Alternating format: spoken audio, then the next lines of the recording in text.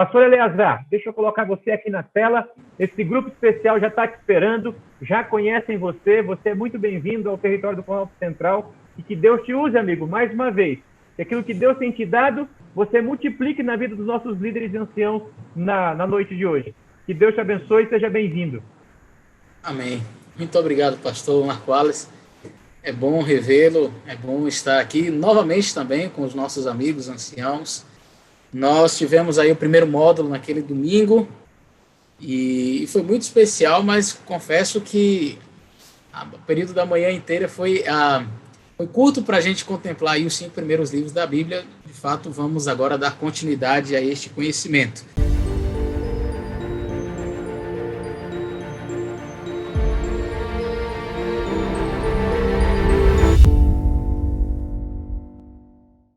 Nós falamos do Gênesis e falamos também do livro de Levítico no nosso último encontro. E agora nós vamos falar do livro de Números, de Êxodo, de Deuteronômio. E fica realmente um desafio. Eu tentei aqui reduzir bastante as palestras para não ficar bastante extenso e a gente conseguir contemplar o restante.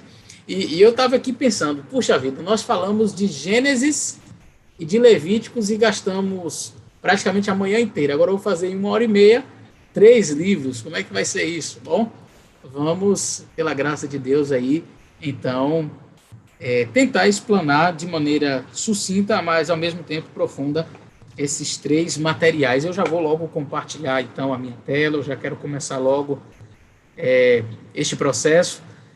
E vamos estudar, vamos começar agora pelo livro de Êxodo. Eu vou estar apresentando para vocês aqui via Zoom e em algum momento eu vou estar também dando uma verificada aí no nosso chat para ver alguma pergunta, mas eu pediria que talvez você deixe a pergunta mais para o final, anote ela aí, guarde ela aí, porque talvez eu não tenha condições de ficar lendo ao mesmo tempo em que estou apresentando o tema, de forma que quando nós terminarmos, aí você coloca ali as suas perguntas e a gente vai tentar responder as perguntas, tá bem? Vamos então trabalhar a teologia do livro de Êxodo. Esse é um livro muito interessante, o segundo livro aí, né, do Pentateuco, e nós vamos então trabalhar este livro. O livro de Êxodo, ele deriva o seu nome da Septuaginta. Ele deriva o seu nome da Septuaginta. Essa palavra Êxodo é uma palavra grega, na verdade, mas o livro em hebraico ele é intitulado Ve'ele Shemot. Eu estou aqui com a minha Bíblia hebraica e a expressão que nós encontramos aqui é Ve'ele Shemot, que significa estes são os nomes, né? Estes são os nomes. E o livro de Êxodo começa exatamente com essa expressão, Ve'ele Shemot Bnei Israel, que quer dizer, estes são os nomes dos filhos de Israel. E aí continua, Vabá e Mitzramá, que saíram do Egito, filhos de Jacó, etc. Bom, então você tem essa expressão aí, Ve'ele Shemot, que quer dizer, ou só Shemot, como ele é conhecido, os nomes, estes são os nomes. Tá? Começa-se o livro, então, com este Vav. O que é o Vav? É uma conjunção que nós encontramos na língua hebraica, a conjunção aditiva e na língua portuguesa. Quando eu digo assim, eu e fulano, né? Eu e, então esse e é a conjunção Vav. E o livro de Êxodo começa exatamente com esta conjunção. E dá a ideia, portanto, de que ele é uma continuação do livro de Gênesis. Começa, e estas são, como se algo estava sendo dito, e agora continua a linha de pensamento, né? Termina o livro de Gênesis, ali no capítulo 50, verso 26, morreu José na idade de 110 anos, e o embalsamaram e o puseram no caixão no Egito. E estes, pois, né, são os nomes dos filhos de Israel que entraram no Egito com Jacó, cada um entrou em sua casa. E aí, então, você vai perceber, há uma ligação entre o Gênesis e o Êxodo no sentido narrativo da coisa. O livro, ele segue uma sequência narrativa. Tá? Ele divide-se, então, em 3 seções, o livro de Êxodo. Do capítulo 1 ao capítulo 18, nós temos ali a libertação da escravidão. Do capítulo 19 ao capítulo 24, nós temos uma aliança sinaítica. E do capítulo 25 até o capítulo 50, nós temos ali o santuário. O santuário é a construção do santuário, Deus apresentando o santuário para Moisés e pedindo que Moisés construa, portanto, este santuário. Vamos então a esta primeira sessão, que é a libertação da escravidão. Capítulo 1 a 18, nós temos ali o chamado de Moisés. A vida de Moisés, ela se divide em 3 partes. Eu diria que são 3 partes de 40, não é? Você tem Moisés, 40 anos no Egito, depois 40 anos no Sinai, em Midian, né? 40 anos em Midian, e ele retorna ao Egito, liberta o povo, e mais 40 anos ali na peregrinação, na região do deserto do Sinai.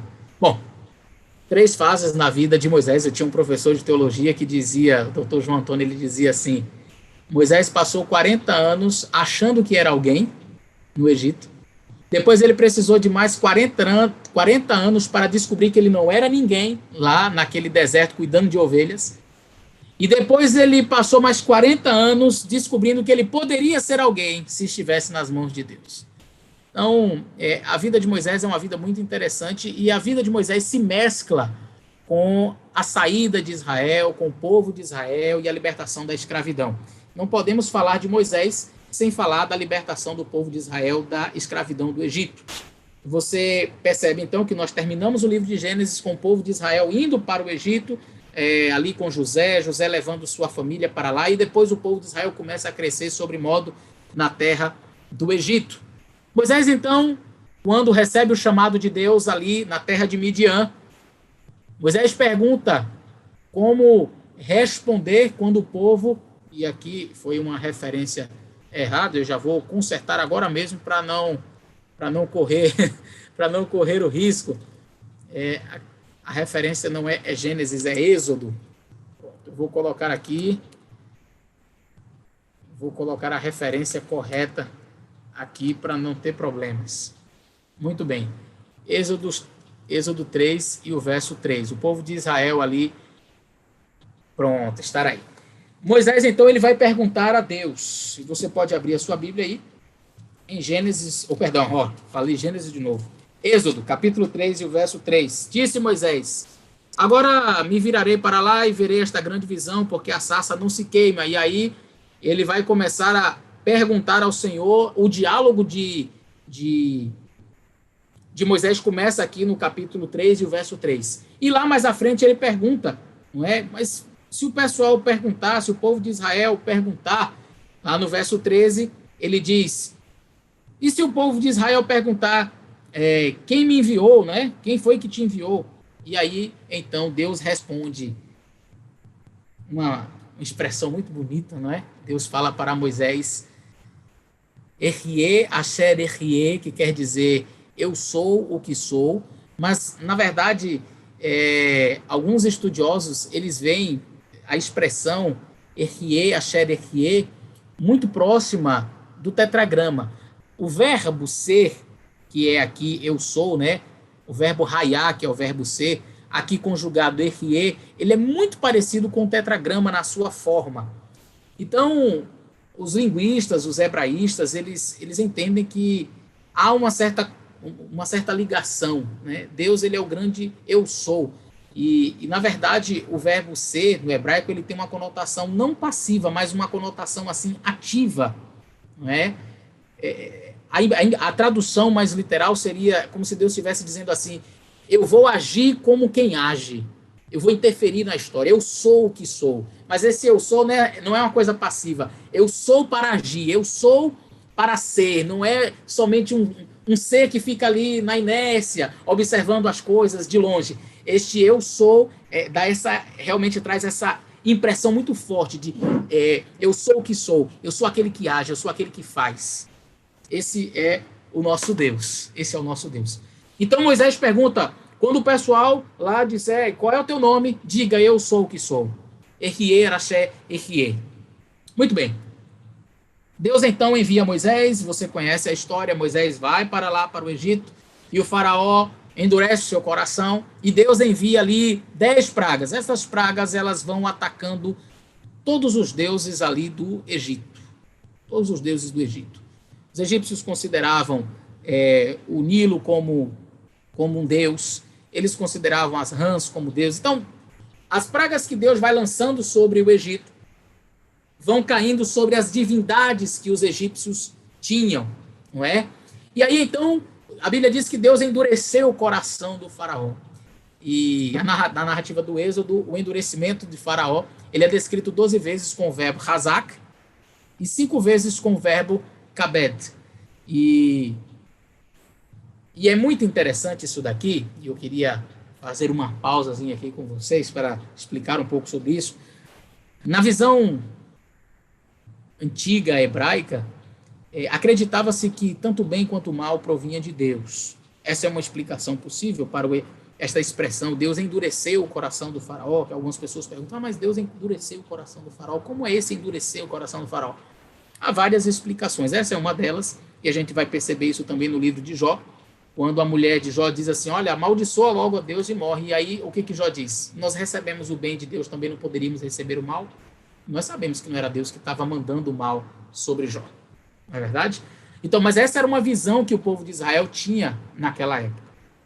Uma outra possível explicação vai mais para a parte linguística. A expressão hebraica para você dizer, de certa forma irônica, seria mais ou menos assim. Vamos imaginar, eu vou colocar uma situação aqui fictícia para que vocês entendam. Imagina que o jovem, ele está querendo pegar um racha no carro. Pega o seu veículo e agora ele quer fazer um racha, ele quer sair em alta velocidade. Aí você diz assim, meu filho, não vá. Ele, não, eu vou. Rapaz, não vá. Não, eu vou porque eu quero ir fazer o racha, mostrar que o meu carro é mais potente, os meus colegas já estão esperando. Aí você diz assim, então vá. Então vá. Você quer ir? Vá. Você está mandando ele ir? Você quer que ele vá? Não. Mas quando você diz assim, então vá, é como se você estivesse dizendo assim, olha, eu não quero que você vá, mas já que você quer ir, então vá. Se você fosse fazer falar desta forma em hebraico, seria exatamente desse jeito. Já que você quer fazer, eu te farei ir. É assim que você falaria em hebraico. Se fosse nos tempos antigos, e o menino está querendo pegar um racha no carro, e aí você diz, rapaz, não vá. Não, eu vou, rapaz, não vá. Não, eu quero ir, eu vou. Então tá bom, então eu te farei ir. É assim que você diria. Percebe? Eu te farei ir. Vem aqui que eu vou te levar. Seria essa a ideia. Hoje nós diríamos assim, você quer ir? Então vá. Não é que você está mandando a pessoa ir, não é que você quer que ele vá. Então no hebraico, quando diz assim, Deus endureceu o coração do faraó, o coração do faraó já era duro. O faraó não queria. Então eu te farei endurecer o coração. Eu endurecerei o teu coração. Essa é uma expressão também da língua hebraica que entendemos ser talvez uma explicação melhor. Eu acho que o Dr. Rodrigo Silva chega a trabalhar esse aspecto. Inclusive ele fala sobre essa questão do endurecimento do coração do faraó, que tem que ver ali com o escaravelho, não é? Acreditava-se que quando o indivíduo morria, então Deus Amaat, né, ele passava ali o Nilo, e aí tinha o Deus do outro lado com a balança na mão, ia pegar o coração dele e colocar na balança, mas de fato o peso não consistia no coração em si, no aspecto físico do coração, mas na quantidade de atos bons ou ruins que ele havia cometido. Então, se ele fosse uma pessoa muito má, o coração pesaria. Se ele fosse uma pessoa boa, o coração ficaria leve. Do outro lado da balança colocava-se uma pena. Se descesse, então ele estava perdido. Então, o que os faraós faziam? Pegavam um escaravelho de pedra, colocava dentro do peito, quando ele era mumificado, né? Quando o faraó morria, ele era mumificado, então os sacerdotes colocavam um escaravelho de pedra no coração, ali no lugar do coração, porque ele acreditava que chegando do outro lado do Nilo, ele enganaria a deusa lá, os deuses, né? E na hora de colocar, então, seu coração de pedra na balança, o Deus colocaria, mas como pedra não faz nem bem nem mal, e o peso estaria nos atos, então tá tudo certo. Ele estaria absolvido, salvo. E é por isso que Deus diz em diversos momentos na Bíblia, tirarei o vosso coração de pedra e te darei um coração de carne. Tirarei esse coração de pedra e colocarei um coração de carne. Muito bem. Continuando, então, aqui na nossa explicação do livro de Êxodo. Nós temos, então, no ponto 3, a realização do Êxodo, né? Ali a construção de Ramsés, no capítulo 1, verso 11. Alguns dados arqueológicos sugeriram uma data do século XIII para a destruição de inúmeras cidades da Palestina. E aí vem a alta crítica, que é aquilo que eu mencionei para vocês na aula passada. Os dados cronológicos de 1 Reis, capítulo 6, verso 1, são reinterpretados. Quando você vai em 1 Reis, capítulo 6 e verso 1, você vai ver que ele fala exatamente sobre essa questão da data de saída do Egito, porque diz assim, olha, eu vou ler com vocês, 1 Reis, capítulo 6 e o verso 1, diz assim: sucedeu que no ano 480, depois que os filhos de Israel saíram do Egito, no 4º ano do reinado de Salomão sobre Israel. Então fica fácil, é só você chegar a ver a data que Salomão começou a reinar e contar aí os 480 anos, e aí ficou fácil de saber a data exata da saída do povo de Israel ali do Egito. Mas aí alguns dizem, não, veja bem, esse texto aqui de Reis não deve ser interpretado corretamente, não é bem assim, porque tem a construção de Ramsés, que é no ano tal, e tem a destruição das cidades das Palestinas, e aí começam a alimentar outras ideias. Mas aí nós temos vários contra-argumentos, né? Devemos considerar que Ramsés, por exemplo, é uma modernização de um nome antigo. Os dados da arqueologia têm sido reinterpretados. E a declaração de 1 Reis, capítulo 6:1, ela é muito precisa para ser desconsiderada ou para ser reinterpretada. Tá? Qual foi a rota, então, que o povo de Israel segue quando sai ali do Egito? Os israelitas eles tinham pelo menos duas rotas, ou pelo sul ou pelo norte. A primeira seria pelo norte, passando ali pela terra dos filisteus, e aí haveria muita guerra.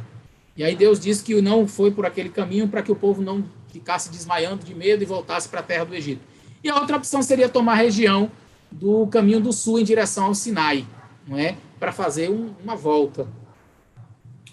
E aí nós precisamos identificar, portanto, 3 lugares. Ramsés, que seria essa região aqui, de onde o povo de Israel partiu, aqui de Ramsés, Mênfis, aqui. E eles vão em direção ao Yam Suf. Eu explico já para vocês o que é Yam Suf. É Mar Vermelho, mas na verdade essa expressão Mar Vermelho é uma expressão da Septuaginta, tá? É uma expressão grega. Na Bíblia hebraica não existe a palavra Mar Vermelho, não sei se você sabia. O que nós conhecemos como Mar Vermelho, e eu fico até agora preocupado em acabar por tirar a alegria de vocês que aprenderam desde criancinha que Moisés abriu o Mar Vermelho. Na verdade, Moisés passou pelo Yam Suf, que é o Mar de Juncos. Essa é a expressão hebraica, tá? Mar de Juncos, Yam Suf, tá certo? Mas vamos continuar aqui. Então Moisés ele vem, passa por essa região bem aqui, onde o mar se abre, não é aqui embaixo, ele passa aqui na região do Yam Suf, e ele vem descendo aqui, naquelas fontes, não é? E aí ele vai descendo até chegar aqui na região do Sinai, tá?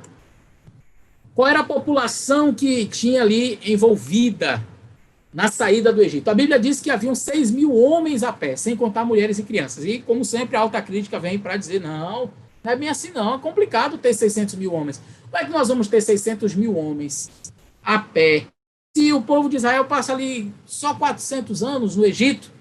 E esses 400 anos que o povo passa no Egito, não daria para ter uma população. Eles chegaram com 70, já tinha 600.000 homens, sem contar mulheres e crianças. Não, está errada essa conta. E aí eles vão dizer que um número 1.000 talvez não fosse 1.000. Só que assim, Ellen White deixa claro que eram realmente, o povo de Israel saiu aos milhões ali do Egito, em torno de 2 milhões de pessoas. 600.000 homens de pé, tá? Sem contar mulheres e crianças. Sem contar mulheres e crianças. 600.000 homens a pé. Eram homens, quando a Bíblia fala 600.000 homens, é homens de guerra. Ou seja, pessoas que tinham entre 20 e 60 anos de idade que poderiam lutar. Crianças, né, abaixo de 20 anos e pessoas aí também com a idade mais avançada não eram contadas, e nem as mulheres. Vamos à teologia. O Êxodo ele tornou-se o modelo protótipo de todos os atos salvíficos de Deus em favor de seu povo. No tipo histórico, nós percebemos ali a saída do Êxodo, né, a saída do povo de Israel do Egito para a terra de Canaã, é simbolizada mais à frente quando, por exemplo, fala do povo de Israel saindo do exílio babilônico, não é, e voltando para Jerusalém, é comparado a esse Êxodo da saída do Egito para a terra de Canaã. Então, nós temos aí um tipo histórico. Nós temos também um tipo cristológico. A saída do povo de Israel, esse êxodo, né, a saída deles do Egito para a libertação, para a terra de Canaã, é também encontrado uma tipificação cristológica. Quando Jesus ele vem à terra, ele estabelece na Páscoa conceitos assim muito mais amplos do que aqueles que eram ali apresentados por ocasião da saída do povo de Israel do Egito. Então, por exemplo, Jesus ele vai demonstrar que a libertação não é somente do Egito, mas a libertação do pecado. A Páscoa meio que ganha um novo sentido. Né? O povo de Israel ele comemorava a Páscoa, comendo as ervas amargas, o pão sem fermento, o cordeiro pascual. E Jesus, quando ele vem, ele faz isso, ele reestabelece, ele reinterpreta, ele traz assim a Páscoa, ele coloca num patamar muito mais elevado, quando ele diz, olha, eu sou este pão, o vinho é o meu sangue, e o cordeiro pascual sou eu, de fato. Então, a libertação do Egito agora é a libertação do pecado, porque eu vou libertar vocês. Então, é muito profundo esta saída do povo de Israel do Egito para a terra de Canaã. Em Jesus Cristo é simbolizado por esta saída do povo, nós, né, como povo, do mundo de pecado, que seria o Egito, né, desta região pecaminosa. É quando nós aceitamos a Jesus, quando nós aceitamos aquele cordeiro pascual, e por isso o sangue nas portas, não é? Então, quando nós aceitamos este cordeiro, que era Jesus Cristo, nós somos libertos do Egito de escravidão. Então, nós temos aí uma tipologia também cristológica. E nós temos aí o tipo soteriológico, quando fala do aspecto da salvação. Você vai lá no livro de Apocalipse, por exemplo, os 144.000 cantam o cântico de Moisés e do Cordeiro, cântico de libertação, cântico de vitória. Quando o povo de Israel sai do Egito e o mar se fecha, o Yam Suf, né? O mar se fecha sobre os egípcios, então o povo canta um cântico de alegria, de vitória, de regozijo, porque Deus os libertou da terra do Egito, da terra da escravidão. Cântico este que foi entoado, então, que será entoado, perdão, pelos salvos ali, os 144.000, descritos em Apocalipse capítulo 15, capítulo 7 e também capítulo 14. Nós temos, então, o povo chegando à região do Sinai, nós temos a aliança sinaítica. O povo de Israel foi libertado do Egito para entrar numa relação especial de aliança com Deus. Eu queria fazer uma explicação rápida aqui para vocês. Eu dizia isso a algumas pessoas há um tempo atrás. Eu vejo alguns cristãos, entre evangélicos e católicos, dizendo o seguinte: nós não precisamos do sábado. Nós não temos necessidade do sábado. Para que nós precisamos assim de um dia, de guardar um dia da semana? Eu estou livre. Nós somos livres. E como nós somos livres, nós não precisamos mais da lei. Esse é um conceito extremamente equivocado, e que compreende completamente errado o propósito da lei de Deus e quando ela foi dada. É bem verdade, preciso salientar aqui para vocês, que a lei de Deus ela é dada muito antes do Sinai. A lei de Deus ela é eterna. Não fosse assim, qual era o pecado de Caim matar, se não existisse lei? Né? A Bíblia diz, não matarás, lá em Êxodo capítulo 20. Mas se esse mandamento não estivesse em vigor antes, Caim poderia dizer, ei, mas onde é que diz que é pecado matar? Então nós entendemos que é pecado sim. Né? Lúcifer lá no céu, quando cobiça o trono de Deus, ele peca, porque a lei já existia. O pecado é transgressão da lei. Mas para efeitos práticos, Deus ele coloca a sua lei em pedras e entrega a seu povo quando? Quando o povo está lá no Egito? Quando o povo é escravo? Não. Quando é que Deus entrega a sua lei? Deus liberta o povo e depois que Deus liberta o povo é que ele dá a lei. E agora, olha que coisa muito interessante. Quando a gente vai em Êxodo capítulo 20, é exatamente esse tipo de argumento que Deus utiliza para entregar a lei. Ele começa, o preâmbulo dos 10 mandamentos, em Êxodo 20, diz assim: então falou Deus todas estas palavras, dizendo... Aí vem o primeiro mandamento, só para clarificar para você. O primeiro mandamento não diz, não terás outros deuses diante de mim, não, tá? O primeiro mandamento começa no verso 2. Eu não sei se você sabia disso, mas o primeiro mandamento começa no verso 2, que diz... Eu sou o Senhor teu Deus, que te tirei da terra do Egito, da casa da servidão. Esse já é o primeiro mandamento. Não terás outros deuses diante de mim. Então, Deus, ele estabelece, por que eu estou lhe dando esses mandamentos? Porque eu sou o Senhor teu Deus, que te tirei da terra do Egito e da casa da servidão. Por isso, não terás outros deuses diante de mim, não farás para ti imagem de escultura, nem semelhança alguma do que há em cima do céu, nem embaixo na terra, nem nas águas embaixo da terra, você conhece o mandamento. E aí Deus dá os 10 mandamentos para o povo. Ou seja, Deus não dá seus mandamentos para quem está no Egito. Deus não dá as tábuas da lei para quem vive na escravidão do pecado.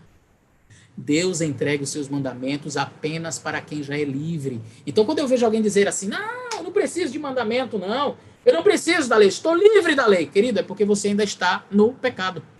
Você não precisa da lei, é porque você ainda está preso ao Egito, porque Deus não dá seus mandamentos para quem está no Egito. Deus só entrega os seus mandamentos para quem é livre. Cristo te libertou na cruz. Quando você entender que você é livre através do sacrifício de Cristo, aí é que você vai entender a necessidade dos mandamentos. Porque Deus não dá mandamento para quem é escravo. Deus só dá os seus mandamentos para quem é livre. Dito isso, continuemos aqui na nossa explanação ainda acerca do Êxodo, nesta aliança sinaítica. O povo de Israel, então, foi liberto para entrar nesta aliança com Deus. Deus não faz a aliança antes, ele liberta o povo. É sempre assim, Deus primeiro dá, primeiro ele oferece, primeiro ele resgata, para depois ele solicitar alguma coisa. Deus não chega pedindo, Deus não chega fazendo assim, olha, povo de Israel, vocês estão aí no Egito? Façam isso primeiro, guardem os meus mandamentos, obedeçam as minhas leis, façam tudo que eu mandar, aí eu vou pensar se eu vou tirar vocês aí do Egito mesmo. Vou ver aqui o grau de obediência de vocês. Deixa eu ver como é que vocês estão. Vamos lá, me obedeçam. Pronto, agora que vocês estão obedecendo, bom, beleza. Então agora eu vou salvar vocês. Salvação pelas obras. No Êxodo nós vemos a graça. Deus liberta, Deus livra, independentemente do povo. O povo era escravo, o povo não tinha condições, o povo não era nada ali no Egito. E Deus diz, eu vou libertar vocês. Ele oferece, ele primeiro resgata, ele primeiro vai. É sempre a iniciativa na salvação. É sempre Deus quem toma. Não tem outro jeito. Vá para o Gênesis. Adão e Eva, onde estão? Adão, onde estás? Senhor, eu escutei a tua voz, eu me escondi. A iniciativa é sempre de Deus. Você não vê Adão comer e dizer, pequei. Senhor, por favor, onde é que o Senhor está? Me perdoe. Não, é Deus quem toma a iniciativa. Sempre. Sempre é Deus quem toma a iniciativa. O povo de Israel está escravo no Egito. Moisés, vai lá libertar o povo. Ele liberta, ele toma a iniciativa, ele tira o povo do Egito. E depois é que ele requer a obediência. Esta aliança marcou o surgimento de Israel como nação separada das demais para cumprir os propósitos de Deus, que é a aliança sinaítica. E Ellen White, ela diz o seguinte, o Senhor condescendeu em fazer um concerto com seu povo, empregando as mesmas formas que eram usuais entre os homens para a ratificação de um contrato solene. E que situações são essas? E que concertos eram esses que haviam naquela época? Então, nós tínhamos os concertos hititas. E quais eram as características desses concertos? O concerto hitita, ele consistia num preâmbulo, eu sou o Senhor teu Deus, e te tirei da terra do Egito, da casa da servidão. Você tem um prólogo histórico, te tirei da terra do Egito, olha o que eu fiz. Aí vem as estipulações, não é? Pessoais. Depois você tem o depósito da leitura pública, depósito e leitura pública. Essas alianças, elas deveriam ser lidas, no caso das leis de Deus, pelos sacerdotes, e elas deveriam ser guardadas na arca ou ao lado da arca, os 10 mandamentos dentro da arca e as demais leis ao lado da arca. Você tem a lista de testemunhas e aí você tem bênçãos e maldições. A aliança dos hititas, o contrato que era feito naquela época, os concertos que eram feitos naquela época, seguiam mais ou menos esta ordem aqui. Você vai encontrar estas ordens também no Gênesis e em Deuteronômio. Considerações, então, teológicas sobre esse concerto sinaítico. O concerto revela a graça de Deus e a função da lei. Como eu havia falado, primeiro Deus resgata, primeiro Deus vai em busca do povo de Israel, e depois ele estabelece a sua aliança com o povo. Deus não faz aliança com o povo antes, requerendo dele alguma coisa. Deus primeiro faz, e depois ele faz aliança com o povo, concerto com o povo. O concerto é o tipo do concerto eterno feito entre o Pai e o Filho na eternidade. O concerto, ele revela a posição de Israel no plano de Deus. Vocês são a minha propriedade particular. Vocês são reino sacerdotal, nação santa, ok? Quarto, o conceito ele mostra o sábado como sinal, a identidade, selo, propriedade, autenticidade dos verdadeiros adoradores. Você vai encontrar em Êxodo capítulo 31, verso 13. Os selos antigos, nos selos antigos nós encontramos duas características básicas, que é a identidade divina, em cujo nome o tratado era juramentado, e a esfera de sua propriedade ou autoridade. Você só vai encontrar isso no sábado. É encontrado apenas no quarto mandamento. Então, quando você lê lá, lembra-te do dia de sábado para o santificar, 6 dias trabalharás, farás toda a tua obra, mas o 7º dia é o sábado do Senhor teu Deus. Então tá aí o nome. É o sábado do Senhor teu Deus. Não é meu, não é seu, é do Senhor. Nele não farás nenhum trabalho. Então, por quê? Porque em 6 dias fez. Qual é o cargo dele? Criador. O quê? Os céus, a terra, o mar e tudo que neles há. Então, aí está o território. Então, no sábado você encontra todas as características de um selo. E selo aqui eu não estou falando desse que a gente cola em carta, não. Selo, na verdade, na Bíblia, seria para nós hoje como um carimbo. Esse que você carimba, onde você coloca ali as especificações, né? Nome, território, enfim. Essas características que nós encontramos no sábado.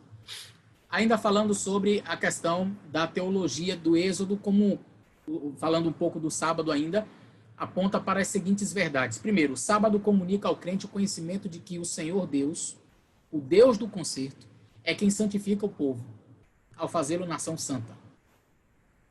O sábado é um sinal de conhecimento para que saibais, diz o Senhor, não é? Para que saibais que eu sou o Senhor, vosso Deus, que vos santifico. Então, o sábado é um sinal de conhecimento. E conhecimento na mente hebraica, na mentalidade hebraica, significa experiência, né? E a irmã White, ela diz assim, olha, ao santificar o sábado, nós devemos mostrar que somos o seu povo. Sua palavra declara que o sábado é um sinal para distinguir o povo que guarda os mandamentos. Aqueles que guardam a lei de Deus serão um com ele no grande conflito iniciado no céu entre Satanás e Deus. Então nós temos aqui algumas coisas muitíssimo importantes em que se refere ao sábado, não é?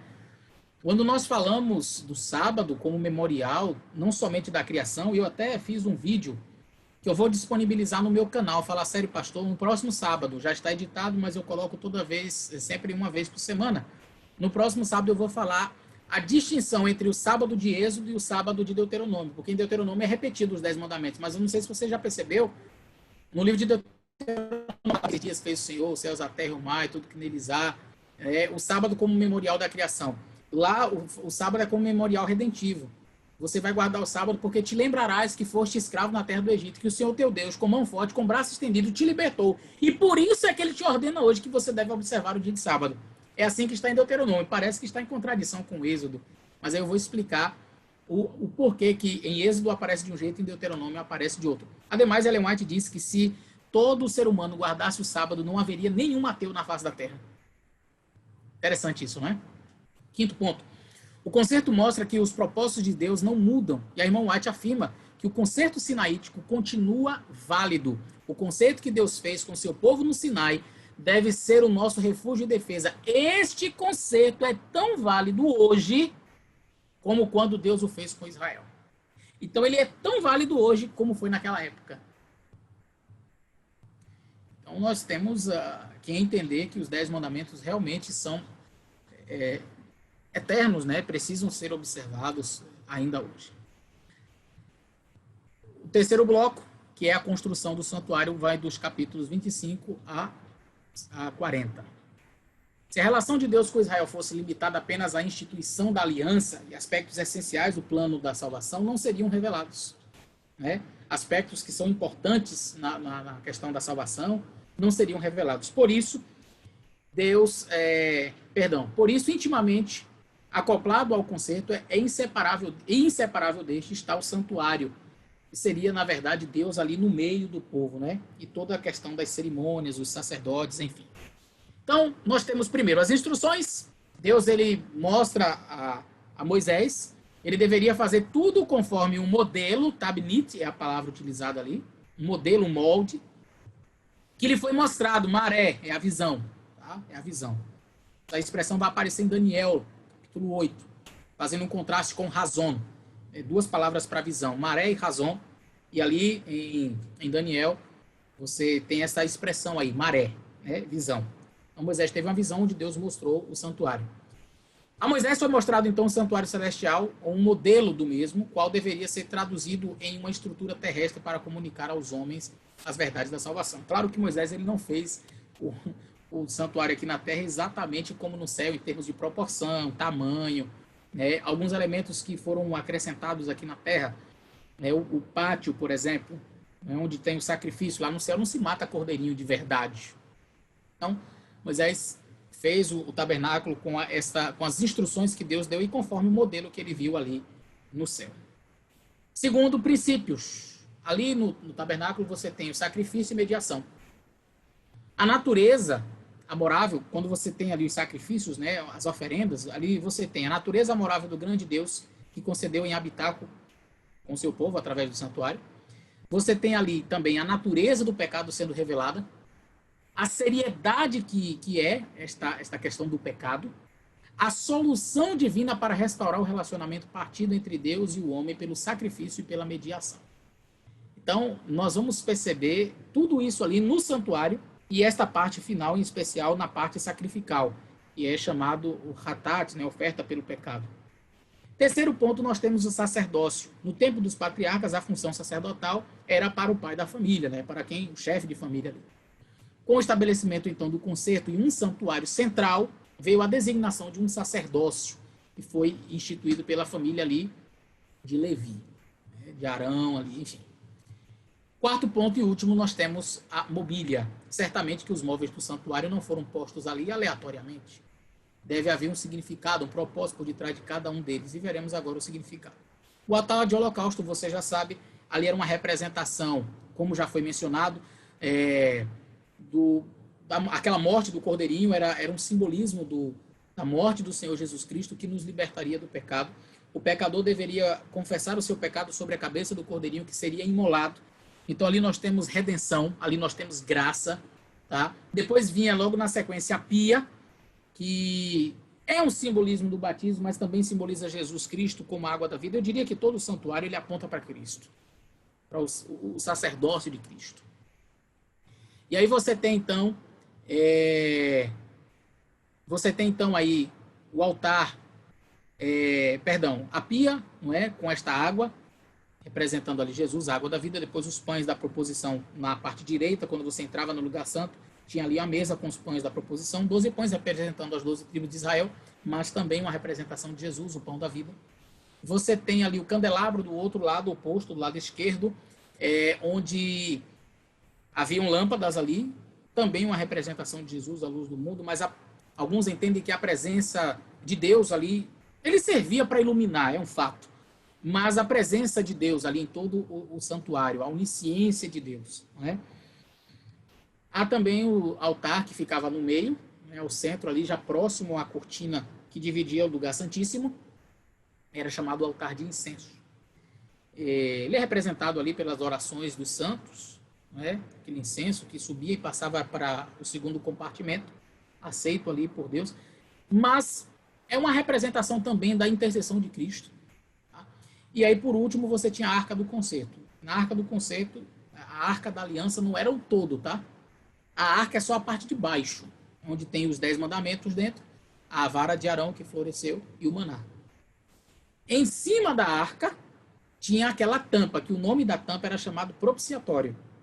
Esta tampa tinha 2 querubins, e no meio dos 2 querubins aparecia então a Shekinah uma vez por ano, quando o sumo sacerdote adentrava no Yom Kippur, o dia da expiação, ele adentrava esse segundo compartimento, e a Shekinah era vista ali, né? A glória de Deus era manifesta, e Deus então perdoava o povo e libertava o povo dos seus pecados. Terminamos então aqui, portanto, o livro de Êxodo. Eu vou já partir para o próximo, para que a gente não perca mais tempo. Vamos ao livro de Números. E antes, deixa eu só ver se alguém tem alguma pergunta aí, coloca aí no chat. Agora está bem mais pessoal aqui o negócio, né? Alguém tem uma pergunta acerca do livro de Êxodo, aquilo que foi mencionado? Coloca aí no chat a sua pergunta, a gente vai ler. Se não tiver, vamos avançar já para o livro de Deuteronômio. Tá? Então, concluímos aqui o livro de Êxodo, e aí já vamos agora para o livro de Deuteronômio. Ou, perdão, de Números e depois Deuteronômio. Temos alguma pergunta? Não havendo? Vamos, portanto, aqui para o livro de Deuteronômio. Tá? Você pode levantar a sua mãozinha também. Aí eu vou ver aqui e podemos ver qual que é a sua pergunta. Certo? Muito bem.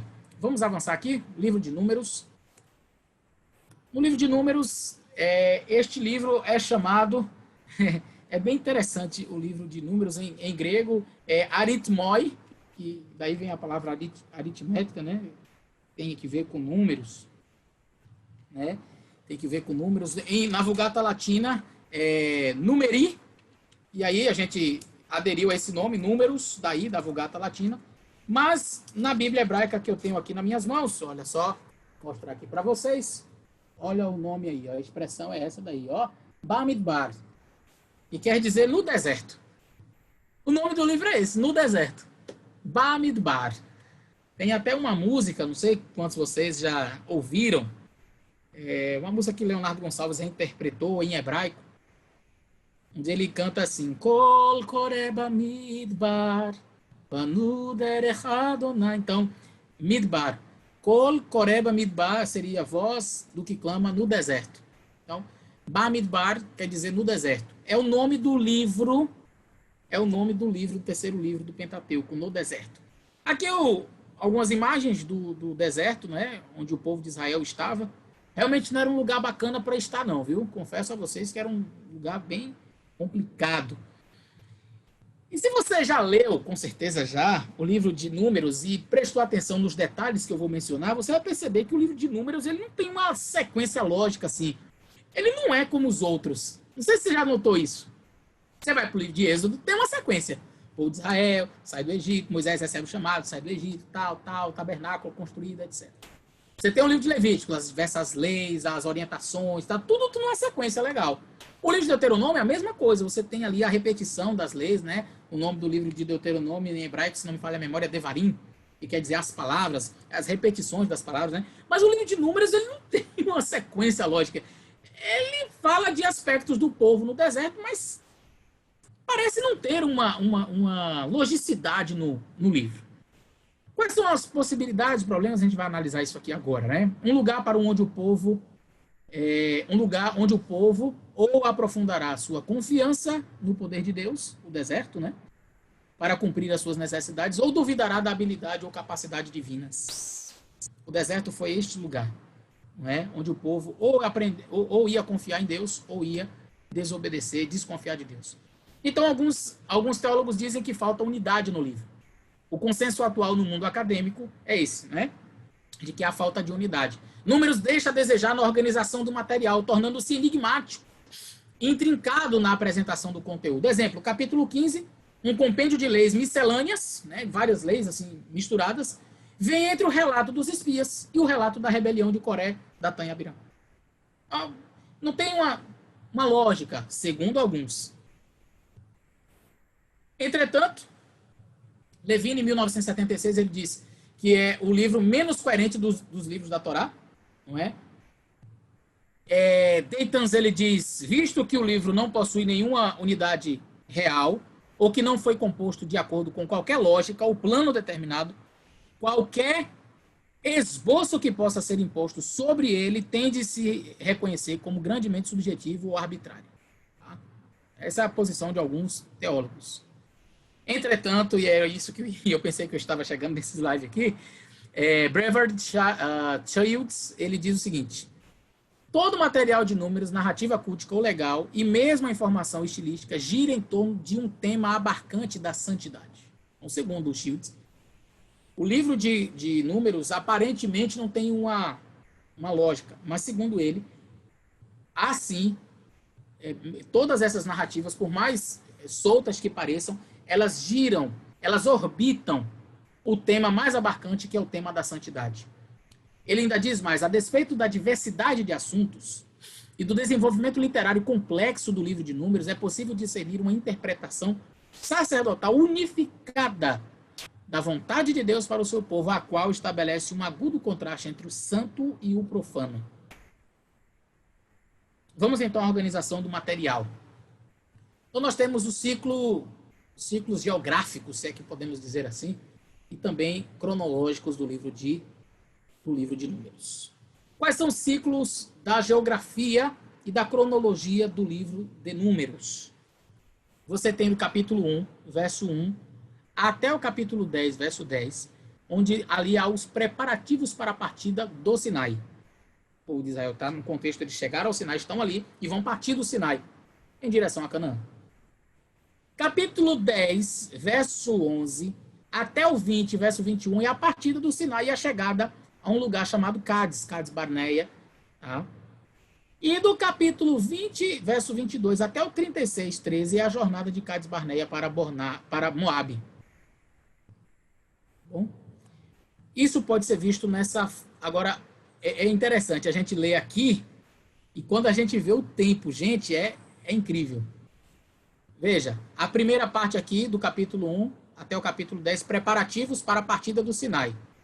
20 dias. Tá? 20 dias. Aí você tem a partida do Sinai e a chegada em Cádiz Barneia. Eles saíram do Sinai e foram para Cádiz Barneia. Gente, é perto. Não é longe, não. Quanto tempo? 38 anos. Por quê? Você já sabe a resposta, não é? E aqui, jornada de Cádiz Barneia para Moabe. A jornada de Cádiz Barneia para Moabe. Você vai ter 6 meses de história. Muito bem. Dennis Olson, ele sugere uma divisão em 2 sessões, tendo em vista 2 censos, né? Assim, para ele, Números diz respeito à morte da velha geração e o nascimento da nova geração. E Deus tem de recomeçar, né? De começar novamente com a nova geração. Então, na visão de Dennis Olson, ele divide o livro de Números em 2 partes somente. Olha, vamos simplificar esse negócio. O livro de Números é dividido entre o povo que tem que morrer porque desobedeceu, porque murmurou contra os espias que foram para Canaã, visitar a terra, vigiar a terra de Canaã e trazer relatos. E aí você lembra da história de Josué e Caleb. Toda aquela geração tem que morrer, milhões ali, né? Talvez teriam que morrer. E uma nova geração teria que crescer para entrar na terra de Canaã. Então ele divide nesses 2 aspectos. O tema marcante do livro de Números é Yahvé, Adonai. Revela-se, é que Yahvé, né, Adonai, revela-se ao seu povo como o Deus fiel de Israel por meio da palavra e de Atos também. Que Deus existe e proativamente opera e por meio das vidas de sua criação especial, a humanidade, é o tema fundamental do livro de Números. Quais são as implicações teológicas? Primeiro, presença. Deus existe e condescende em habitar com seu povo. Tá, os capítulos aí, as referências. Segundo, a revelação. Deus ele se relaciona e se revela à humanidade. Você vai ver ali Moisés, Miriam, Arão, um anjo, mensageiro, Balaão e até a jumenta. Me lembrei agora de um irmão que disse, rapaz, se Deus usou até a jumenta, ele pode usar você também. O coitadinho que estava recebendo a instrução ficou assim, até triste, né? Poxa, eu sou pior do que um jumento. Mas a gente vê que no livro de Números, Deus usa até a jumenta de Balaão, né? Terceiro ponto, fidelidade. E a fidelidade sempre partindo de Deus, nunca do povo. Deus é sempre fiel. E eu lembro de um texto de Paulo onde ele diz, Deus ele é fiel, e se você for infiel, ele permanece fiel. A fidelidade de Deus independe da sua. Santidade é o 4º ponto, a 4ª implicação teológica. Deus ele é santo, imutável e demanda a santidade de todos os seus seguidores. Ponto 5, a singularidade e exclusividade da nação de Israel como a nação escolhida. Gente, eu consegui sintetizar toda a palestra do livro de Números nesses 15 slides, para realmente a gente conseguir falar dele. E aí, então, eu queria ver se tem alguma pergunta especial dentro do livro de Números para a gente partir já para a finalização da nossa aula, que é agora o livro de Deuteronômio. O de Números foi bem curtinho, né? O Êxodo demorou um pouquinho mais, mas é porque Êxodo realmente a gente tem que trabalhar um pouco mais. O livro de Números ele é mais narrativo e eu acho que a parte essencial do livro de Números está aí. Vocês podem estudar depois, dar uma lida naquele material que eu mandei para vocês. Vamos então para o livro de Deuteronômio. Deixa eu fechar aqui e abrir agora o livro de Deuteronômio para nós estudarmos. Não tem muitos slides também. Vamos ver se a gente consegue contemplar ele num tempo hábil, tá? Não quero cansá-los. Teologia de Deuteronômio. o livro de Deuteronômio é este daqui, Elecha Devarim. Elecha Devarim, que quer dizer estas, literalmente aqui, estas palavras, ou estas as palavras. Aqui tem um artigo, isso aqui, com esse pontinho aqui dentro, é o artigo masculino, artigo definido. Então, estas palavras, ou as palavras. Só que aí a gente sempre coloca o verbo de ligação, porque não tem, no hebraico não se usa verbo de ligação. Então, estas são as palavras. Elecha Devarim. Tá? Aqui em grego você tem Deuteronomion, que é de onde vem o nome para nós. Né? Na Septuaginta, em grego, é Deuteronomion, e na Vulgata, Deuteronomium. Por isso é que nós, em português, falamos o livro de Deuteronômio. Mas, de fato, em hebraico, o livro é chamado As Palavras. Estas são as palavras. Hadevarim. O judeu hoje, ele fala simplesmente Devarim, tá certo? Devarim é a maneira como eles referem-se ao livro. O texto de Deuteronômio, praticamente todos os estudiosos concordam que o texto massorético de Deuteronômio é notavelmente superior aos demais do Pentateuco. Dá a impressão de que o texto de Deuteronômio, por ter sido escrito por Moisés bem posteriormente, já são as últimas palavras de fato, havia um tempo maior entre o Gênesis e o Deuteronômio, de forma que dá a entender, alguns entendem que talvez ele tivesse se aprofundado mais na língua e escreveu melhor, então, o livro de Deuteronômio. Qual que é o propósito do livro?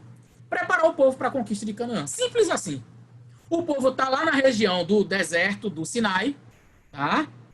Ele está no deserto do Sinai cá embaixo e agora o povo começa a subir. O povo começa a subir para entrar na terra de Canaã, habitar a terra de Canaã, tá? O deserto do Sinai tá para aqui para baixo, não pegou aí na imagem não. Então aqui você tem o Mar Morto, que já é na região aqui. Isso aqui já é praticamente a terra de Canaã. Eu queria acabei botando a imagem errada aqui, mas a imagem mais coerente é aqui em cima você vê o Mar Vermelho. Mais para cá o povo estava aqui no Egito. Ele atravessa o que é chamado Yam Suf, né, ou Mar de Juncos, e eles vão descendo até chegar aqui à região do Sinai, e depois eles vão subir aqui até chegar na região de Canaã. Engraçado, se eles saíssem daqui e fossem para cá, chegaria rapidamente. Mas o povo deu uma volta e gastou, mesmo nessa volta eles não gastariam 40 anos, como foi de fato, pela desobediência. Está aí a região, né? A região aí de Hebron, Jericó, essa região aí de Canaã. Primeiro, era importante que o povo entendesse quem eles eram, onde estava a sua origem e que pretensão Deus tinha para eles nos anos vindouros. Por isso foi escrito o livro de Deuteronômio. Tá? O povo precisava entender quem ele era. Então, em primeiro lugar, está isso aí. Tá? Por que o livro de Deuteronômio foi escrito? Para que o povo entendesse. Tá? Primeiro é isso aí. O povo precisava entender quem que eles eram, onde estava a sua origem, de onde eles vieram, né? E a pretensão que Deus tinha para ele nos anos vindouros. Como a gente já percebeu, o livro de Gênesis ele mostra as raízes nas alianças patriarcais, né? Um povo, uma terra. No livro de Êxodo, a gente viu ali o crescimento, a libertação e capacitação para ser um reino de sacerdotes, uma nação santa. No livro de Levíticos, o requerimento da aliança, os requerimentos, né? Quais são as exigências de Deus, as leis são dadas. No livro de Números, o movimento da aliança até a conquista, o povo caminhando, né? Até Cades Barneia ali. E o Deuteronômio, então, é a reiteração da aliança para a nova geração. E Moisés deixa o povo na entrada de Canaã. Deus manda Moisés subir no monte e diz, olha lá Canaã. Ele chegou na beiradinha de Canaã. Pronto. O livro de Deuteronômio termina com a entrada do povo em Canaã. Você já percebe que o livro de Josué é a continuação disso. O povo entra, né, na terra de Canaã. Segundo Moisés, a gente viu o primeiro aspecto. Segundo, opa, alguém riscou aí. Deixa eu compartilhar novamente para não ficar o riscozinho na tela. Segundo, Moisés estava para morrer, de modo que era essencial que ele escrevesse uma coleção completa da tradição e verdade que formavam a própria revelação de Deus. Então, Moisés ele faz esse compêndio. Inclusive, o livro de Deuteronômio, segundo alguns entendem, é este o livro da lei que estava do lado da Arca da Aliança ali. Alguns entendem que era isso. Outros entendem que é a própria Torá, o Pentateuco ali, né? Eles chamam a Torá. O Pentateuco, os livros da lei ali, Gênesis, Levítico, Número e Deuteronômio estariam do lado do livro da Aliança. Alguns entendem que seria somente o livro de Deuteronômio que estaria do lado da Arca. Qual que é a estrutura do livro de Deuteronômio? Primeiro, o ambiente da aliança, né? Ali há uma despedida, quando você termina o livro de Números, tem uma despedida nas campinas de Moabe. O último versículo de Números, capítulo 36, e o verso 13, deixa eu ler aqui para vocês. O povo de Israel ali está, olha só, deixa eu ler aqui para vocês. 36, verso 13. Esses são os mandamentos e juízos que mandou o Senhor pela mão de Moisés aos filhos de Israel, nas campinas dos Moabitas, junto ao Jordão de Jericó. Então, ali é como se fosse uma despedida, né?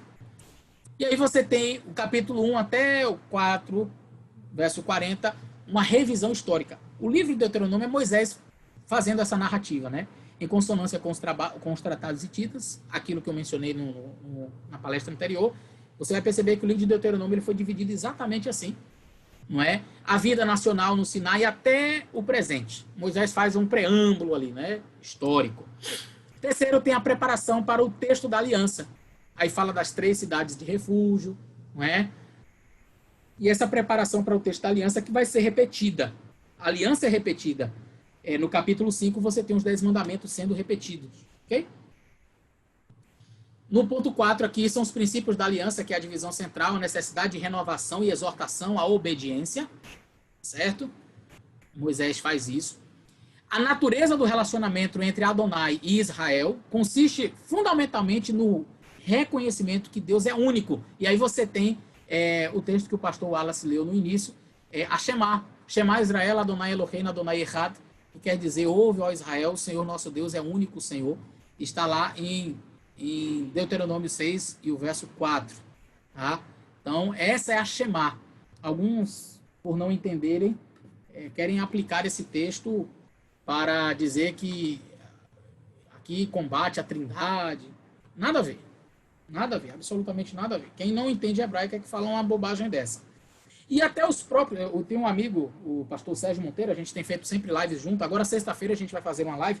Se você não é inscrito, repito aí, entre no meu canal, Fala Sério Pastor, e se inscreva lá. A gente vai estar fazendo uma live sobre Apocalipse, o Apocalipse decifrado. E nessa sexta-feira em especial, nós vamos falar sobre as trombetas e as pragas. Então, eu acho que vai ser bem interessante. Se você quiser assistir, entre lá no canal Fala Sério Pastor. É eu, pastor Michelson Borges, Adriano Cecílio e Sérgio Monteiro.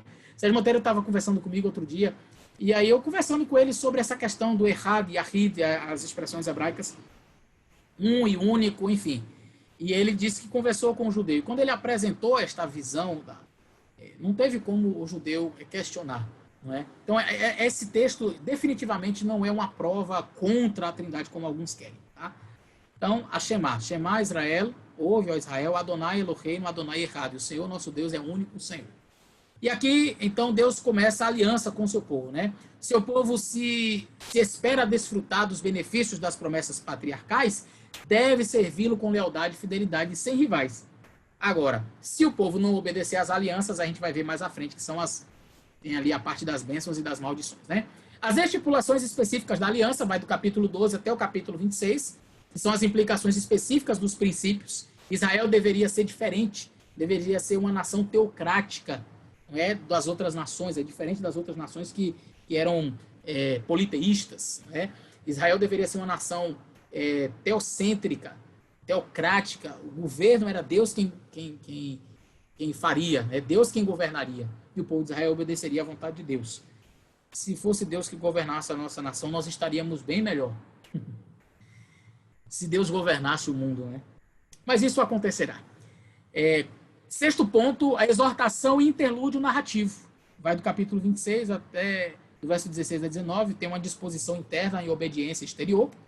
E aí, então, nós temos o sétimo ponto, que são as bênçãos e maldições. Tem um interlúdiozinho, nesses versículos que eu mostrei aqui anteriormente, que é o verso 16 a 19 do capítulo 26, e aí então entram as bênçãos e as maldições, que vão do capítulo 27, verso 1, até o 28, verso 68. Eu estava assistindo ontem um vídeo de um rabino, muitíssimo interessante. claro, tem umas viagens, uma coisinha ou outra que a gente não concorda, mas eu achei muito interessante. Um cidadão que não é judeu, ele faz uma pergunta para o rabino. Ele pergunta assim, por que Deus, se Adonai, o Senhor nosso Deus, ele é bom e ele se importa com a nação de Israel, e se ele é misericordioso, por que então que aconteceu o Holocausto? Então ele faz essa pergunta e o rabino ele responde assim com muita propriedade. Eu gostei muito da resposta que ele deu e a explicação dele foi baseada aqui. Se o povo de Israel cumprisse as exigências de Deus, bênçãos seriam derramadas. Se o povo de Israel não cumprisse as exigências de Deus, maldições viriam. E, gente, quando você lê as maldições, é terrível. E coisa assim chocante mesmo. E aí, quando o rabino foi lendo, algumas pessoas, inclusive, choraram. Porque eles viram que o que aconteceu, Hitler, o que ele fez, parece que ele estava relendo o livro de Deuteronômio. O que Deus diz que aconteceria. Pessoas virão, uma nação que não me conheceu e fará isso, isso e isso com vocês. Vai acontecer isso e isso. Tudo que aconteceu. Vocês ficaram secos, magros, de fome. Passaram fome, passaram sede. Tudo que você viu no campo de concentração está descrito ali. Na questão das maldições, né? Então, ali nas bênçãos e maldições, nós temos ali um elemento central de qualquer aliança. O texto diz aqui, um elemento central de qualquer aliança bilateral era a seção que descrevia, então, essas recompensas, né? Ou punições. A importância teológica ao longo também do Antigo Testamento. Essas bênçãos e maldições deveriam permear a mentalidade do povo em todo o Antigo Testamento. O povo tinha que ter isso em mente. Espera aí. Se eu for fiel a Deus, vai acontecer isso. Se eu não for fiel a Deus, vai acontecer desse outro jeito. Então, o povo tinha que ter essa noção. E aí, então, você tem o 8º ponto, que é um epílogo, não um epílogo final do livro, mas um epílogo que é uma revisão histórica, uma conclusão parcial, porque tem o ponto 9, onde há um depósito do texto e a provisão para a sua futura implementação, capítulo 31, verso 1 a 29. No ponto 10, você tem o Cântico de Moisés, no capítulo 31, verso 30 até o 32, verso 44, onde ali se exalta ao Deus de Israel por sua grandeza e justiça, a despeito da impiedade do seu povo. E aí vem o tópico 11, que é o interlúdio narrativo, o anúncio da morte de Moisés, e naturalmente que o final do livro de Deuteronômio não foi escrito por Moisés. Acredita-se que foi o próprio Josué quem escreveu, e dali ele já continuou, porque há essa possibilidade da continuação, como a gente vê aqui, olha, a implementação, né, o depósito de texto e provisão para a sua implementação. Então, Josué, muito provavelmente, é ele quem escreve o final do livro de Deuteronômio, que ele, como Moisés está morto, escreveu o livro, né? Então, Moisés, ele então morre, Josué escreve, né, o final, e aí você tem a bênção de Moisés, as bênçãos de Jacó e as bênçãos de Moisés descritas ali, já no finalzinho do livro, e aí você tem o epílogo narrativo, capítulo 34, verso 10. O finalzinho mesmo do livro de Deuteronômio, não podemos acreditar que foi realmente Moisés que escreveu. Tem o Cântico de Moisés, capítulo 32. Capítulo 34, Moisés sobe ao Monte Nebo e morre. Pronto, essa parte aqui, aí agora acredita-se que Josué, filho de Num, e Yehoshua ben-Nun é aquele quem escreve essa parte final aqui, quando Moisés morre. E aí ele já dá continuidade escrevendo o próximo livro. Quais são os temas teológicos dentro do livro de Devarim? Deuteronômio. Não se pode entender a teologia de Deuteronômio sem fazer uma referência à aliança. Nós precisamos necessariamente, quando falamos do livro de Deuteronômio, fazer uma menção, então, à aliança. A aliança é a principal preocupação do livro de Deuteronômio. As principais rubricas da teologia de Deuteronômio são Adonai, o grande rei idealizador da aliança. Adonai é o grande rei idealizador desta aliança. Israel é o vassalo destinatário da aliança, para quem a aliança está, com quem a aliança está sendo feita.